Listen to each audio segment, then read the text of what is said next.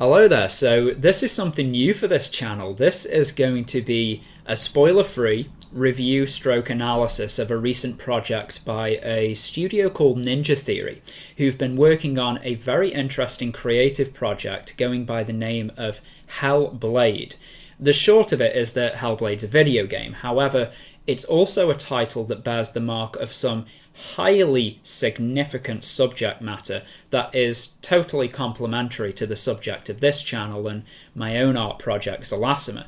So even if you don't play video games or take that much interest in them, if you are a subscriber to this channel and if you're interested in the subjects that we often talk about here, I implore you to stick around anyway, because this title embodies, in a very brilliant way, many of the points of interest that concern the subjects of mythology and altered states of consciousness. Now, I don't get the opportunity to experience video games as much as I did when I was younger. However, I've always kept a close eye on them because I think that these modern styles of interactive media often contain the fruits of some highly creative minds, and I don't have any pretensions whatsoever about style or genre or cultural acceptability.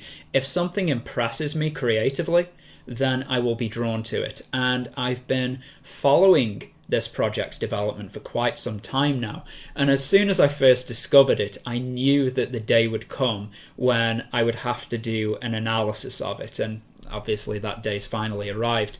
And as you might tell, I'm quite excited and enthused actually to be able to talk about this finally. And don't worry, this is not going to be some run-of-the-mill standard video game review. That's not what this channel is about.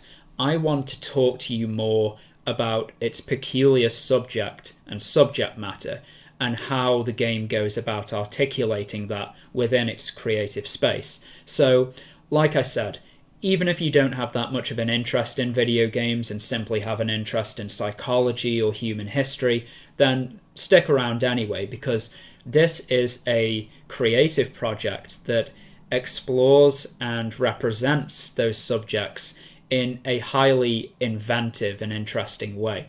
All right then, so this is my analysis of Ninja Theory's Hellblade. So let's begin with the bare basics. What exactly is Hellblade? What is the scene that it's trying to paint for us? Hellblade is a dark fantasy action game rooted in historical foundations. So whilst it's set in a historical period, it stylizes the historical motifs and renders them in a fantastical new creative way. A bit like how Frank Miller took the Peloponnesian Wars and drenched them in a stylized aesthetic. But what is it about? Here we are following the sojourn of a young female Celt called Senua, who is undertaking a heroic journey of revenge and recapture after a Viking incursion has obliterated her tribal settlement and stolen away her former lover, who goes by the name of Dillion. So, it's a traditional mythological setup here.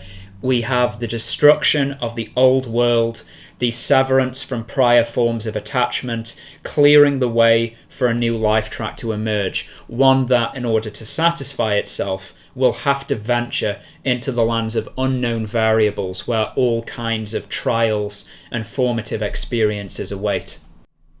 And I was reading into the origins of the name Senua, and I found that it was the title of a Celtic goddess that was worshipped during the times of Roman Britain, and the word may have its original root in the Proto-Celtic term for old, which is Seno. There have also been some connections to the Roman goddess Minerva, who was a goddess of healing and wisdom, and due to the Roman contact with our European ancestors was related and Romanized in the sense that Senua obviously existed before in an original cultural context, but took on the traits of Minerva subsequent to the Roman invasion. But there's something very different about this figure of Senua, because she isn't like your standard Amazonian shield maiden archetype. she possesses something in her psychological nature that distinguishes her from these common standards. Senua is a young woman who we would classify under our modern appreciation as a schizophrenic. She is operative, perceptive, competent, in some ways hyper-competent due to her peculiar sensitivities. She lives in a world of sensory overspill and experiences the chatter and collision of her inner narratives as a vivid and visceral phenomenal reality. She is existentially present in the world beyond the degrees of our habitual understanding, and as such is awarded, or in some cases plagued, by a conscious experience of life that lends itself to her aid or hindrance. Voices pan in from every angle, elaborate or critique her actions, and the world of light and sound is given to a new-found expression, which the game renders and incorporates into its play mechanic ingeniously. The developers actually hired a professor of psychiatry and neuroscience to elucidate the various ways that these individuals experience the world and advise them on how they might represent these results appropriately in the game world. And I think that this shows such an admirable initiative on the devs' part to really try and understand the language of psychosis. Because one thing that has always annoyed me in the popular culture is how psychosis and individuals who experience these states are treated. We always see the same thing: hyperactive maniacs in clown makeup or cartoonishly confused axe murderers. And the reason for this is because pop media speaks through the language of caricatures, and these are, being caricatures, unsophisticated representations of complex phenomena. It's rare that we're treated to an inspired and indeed humane representation of humans living under these kind of states, and I'm glad to say that Hellblade falls into the better part of that category. In regards to the length of the title, it's a relatively short one, only about 8 hours long in total, and I would best describe it as a hybrid between a linear action game and a psychosis simulator. There aren't really that many traditional video game cliches in here, like power-ups and collectibles and that kind of thing. It's not really that kind of title. You are essentially undertaking an interactive sojourn of a young Celt's psychological experience of life, and the game, in a very intriguing way, almost treats the player who is operating Senua as another aspect of the influence within her psyche, which is a very interesting way to look at it, because normally in video games the player is treated as, well, the player, and the created world and the avatars that populate it take the center stage, like a game like Sonic, for example. There isn't really a unification between the controller and the avatar that's written into the concept. But here, what Ninja Theory try to do is integrate you into the psychological life of an avatistic personality, so that your experience is actually a part of her experience. And I just love that. It really complements the entire conceptual subject around which this project takes interest, and I really respect the studio's initiative to try and realize something this intimate.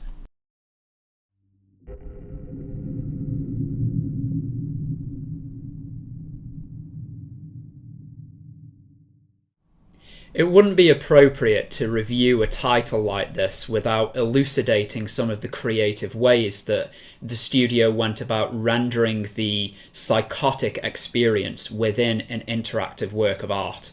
Like I said, the team worked very closely with a specialist in the field to really try to understand the language of psychosis in the many ways that it can present itself. The developer's website features several developer diaries elucidating some of the subjects that shaped their perception of psychology as they were creating this video game, and there is also a really interesting article near the bottom that might interest the artists who watch this channel called Perception and Creativity, so please check out that one. So the devs were obviously very interested in getting this right and doing the subject matter that interested them justice, and I think that this is evidenced not only through these developer diaries, but most of all within the game itself. One of the first things that really stood out to me was at the beginning of the game, where a particular narrative tract was speaking about Senua's appreciation of the world. People living under a psychosis often report apprehension about the validity of the external world around them. As a byproduct of their sensory perturbation, they begin to question the solidity of the world, and this can also come as a result of dissociation, which is something that we've talked about quite a lot on this channel already. The consistency of their connection with the world is altered, giving the world this unreal aspect. We often hear through the reports of dissociation this related fragmentation of their psychic integration, where parts of their psyche dissociate and become fixed into external environmental subjects, giving those environmental subjects a new conscious aspect that they wouldn't normally possess under standard conscious conditions. And this only contributes to a quickening of this skepticism towards the reliable validity of the external world, which we'll see in this small clip here. Do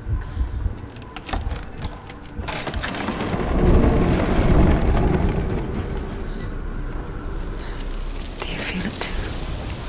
It's like crossing into another world that looks the same but feels different. An imposter world where the forest itself is watching. Now let's talk about some of the visual dynamics in the game. One of the ways that the game renders Senua's visual perception of reality to the viewer is through various refractions of incoming light. Torches give off optical effects as a result of her nervous system in flux, and they even incorporate some of these interesting illuminations into the game's puzzle sections. There's one section of the game where we have to visually align various disembodied shards of light together into a single figure that opens up new pathways for progression. There is a trigger button that allows us to zoom in to focus on these alignments and make them activate within Senua's mind. Simple alignment puzzles really, but what makes them interesting is, like everything else from the exploration to the puzzles to the combat, it all interweaves to create the impression that you are truly seeing the world through Senua's eyes, or should we rightly say, we are seeing how her brain perceives the world. I noticed some other visual effects when simply standing near flat surfaces at times when the psychological ambience of the game world changes. Here on this door we can see an optical effect, sometimes referred to as shadowing, where the optical readouts of the visual cortex are fired onto the back of the retina, producing what looks like an organic undulation of activity upon the surfaces that the eye rests upon. These optical results are similarly achieved through the ingestion of various psychotropic substances that sometimes work on similar areas of the brain that are excited during a psychotic episode. Another fantastic example of these visual dynamics was how Senua would be drawn to novel features in the environment that would then metamorphose into hallucinated human faces and begin to speak to her. Again, the core of this ability is available to all human minds and belongs to the right hemisphere's ability to be able to associate familiar variables in patterns of complex novelty. then the left hemisphere steps in to qualify and categorize these phenomena in accordance with the brain's conscious record. This is how we see figures in the shapes of clouds, for example. There is actually a rock formation near where I live, which is well known for revealing the figure of a human face in profile if you stare at it at a particular angle. And fundamentally, this is the same ability Senua's brain is articulating here, but at a far stronger level of effect than a typical human brain that would be normally used to. The revelation of a human face naturally provokes an association with speech, whereby the transmission of a voice within Senua's mind is projected into the figure and experienced externally as if emanating from the rock face and not, as it is in reality, from her own internal human system. Auditory hallucinations are obviously a big part of the game's mechanic and narrative momentum. There are several kinds of voice in the game that are distinguished by gender, tone, and also the manner in which they communicate.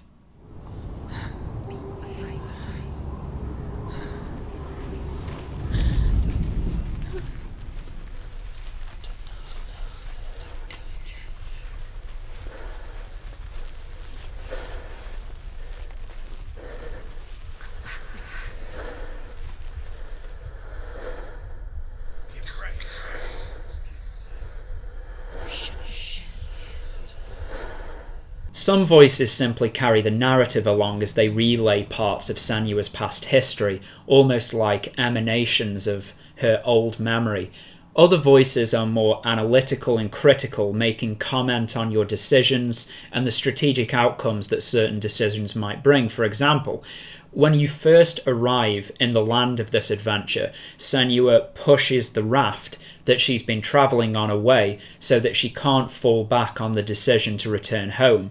So the voices embody the anxiety that she feels and debate with each other about whether that was a good idea or not. Little things like that really help to capture what it's like for an individual who experiences these kinds of auditory phenomena. Every significant action becomes a matter of comment and contradictory analysis. The voices themselves, emanations of the same neural activity that we utilize for navigation and problem solving in the world, are given to a more vivid form here and relentlessly contribute to the experience of the game's progression in a way that is not repetitive or annoying. These voices are also more feminine in tone. There are other voices that embody a much more masculine characteristic, and they are far more judgmental and aggressive in their critique. One thing that really struck me was how a voice randomly came in during an exploration of an ominous dark environment and malevolently provoked with, "You're afraid." And immediately I felt more anxious than I already was, because the voice actualized a sensation within myself that amplified its effect in the experience of playing that game. This kind of thing is really what sets Hellblade apart from other titles, because in most games you are alone with your own sensations, your own strategies and tensions, but due to the context of Hellblade's protagonist, you become an integrated part of the states that she is experiencing in the fiction, and this only immerses you further and also endears you to her as a character. There was also a frustrating point in the game during a combat scenario where the enemies appear to fade in and out of reality. They take on this kind of translucent quality. No matter how many times I assaulted them, my blows simply passed through them and I was struck in return. The voices were shouting things at me like, "Focus" and "focus now." And I just thought that they were saying, get your act together, that kind of thing, a way of building up tension in the fight. But what they were actually prompting you to do was use the same focal trigger that you use in the puzzle sections to peer in and draw them out of the psychotic illusion into vivid form. So in closing to this section, Hellblade incorporates the hallucinatory phenomena not only in a mature and conscientious way, but also in how these translate beyond the levels of an aesthetic or atmospheric result into the very mechanics of the game's operation, which is a double success.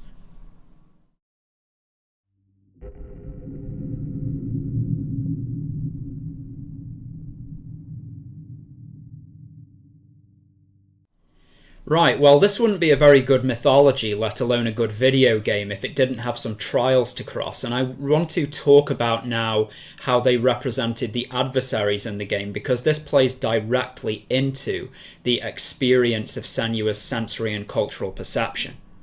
First of all, it's really interesting to see the Vikings in an adversarial role for a change. Usually in the popular culture, they're called upon to represent the heroic element, though in this one, they are the very incarnations of fear itself. And the mythological references that they similarly use as the game's bosses and gods are also highly stylized in a way that makes them more like demons than men. Now, there's an interesting theory for us to consider here. Are they represented in this way simply for stylistic effect? Or are they represented in this way because to the mind of a schizophrenic Celt, this is how they would come across?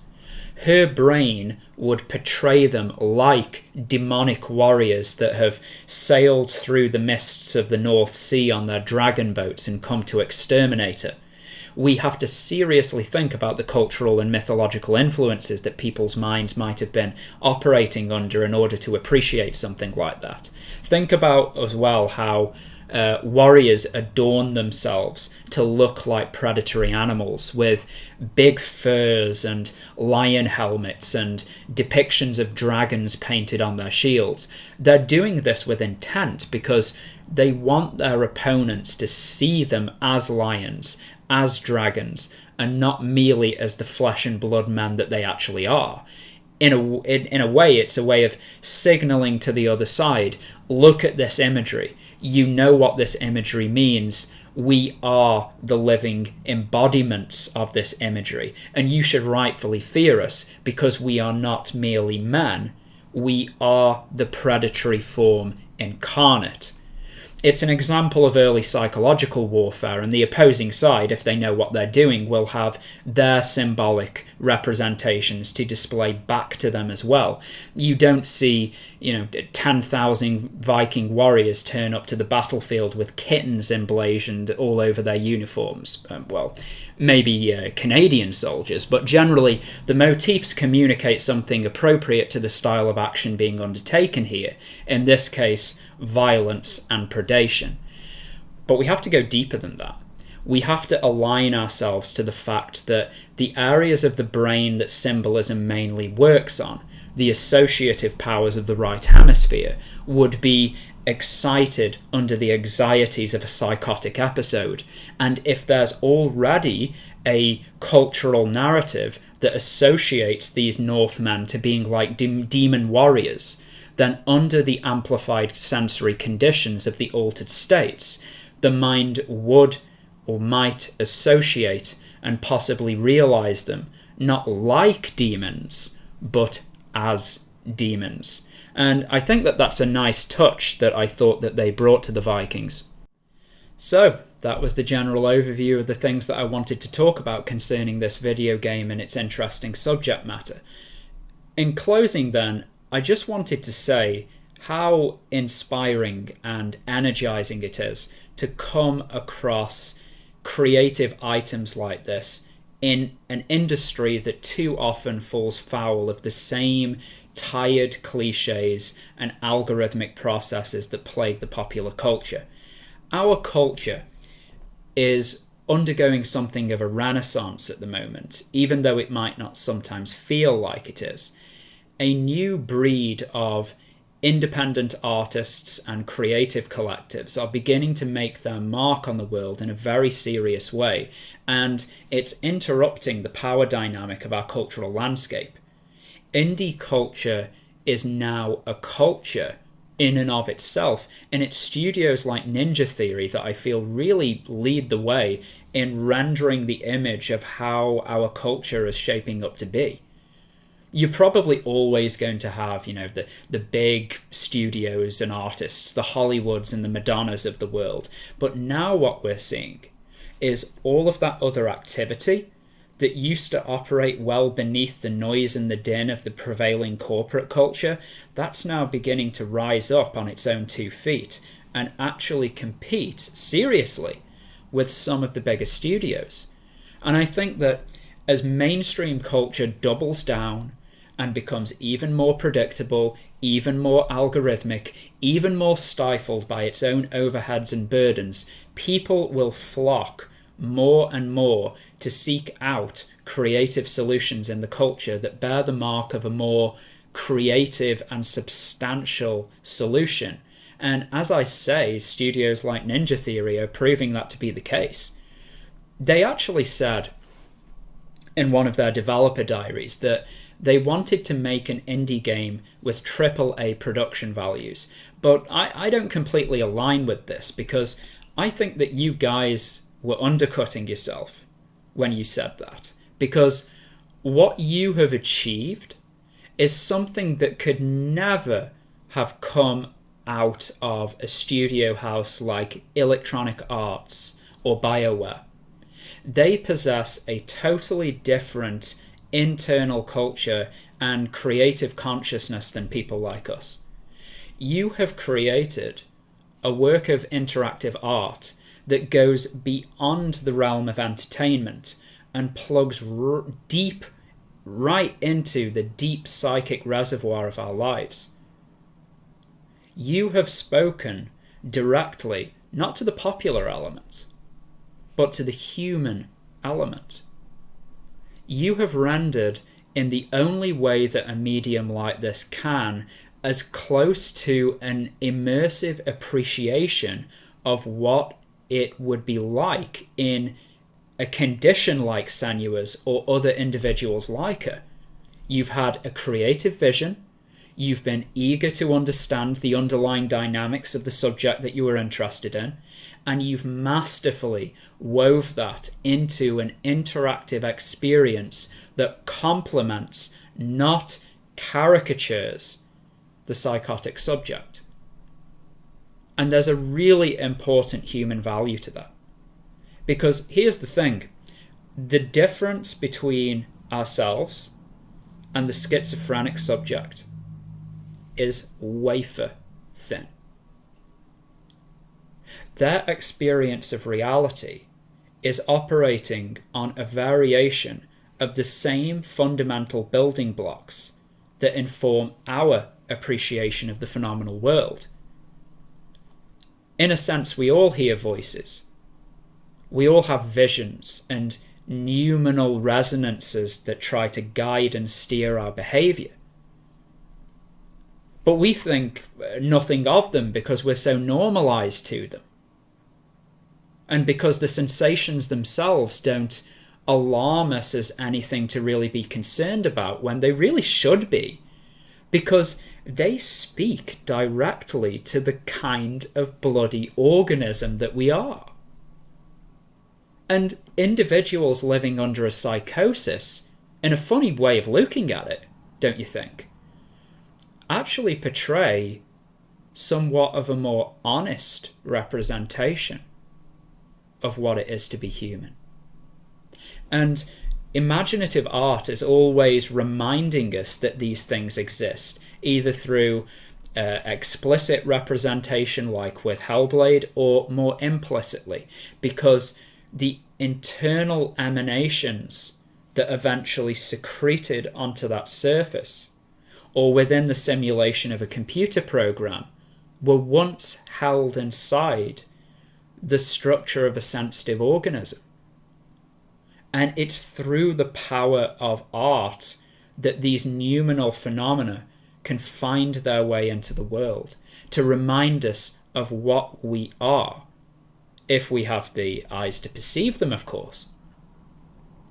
A schizophrenic individual has a very visceral and direct experience of these internal patterns.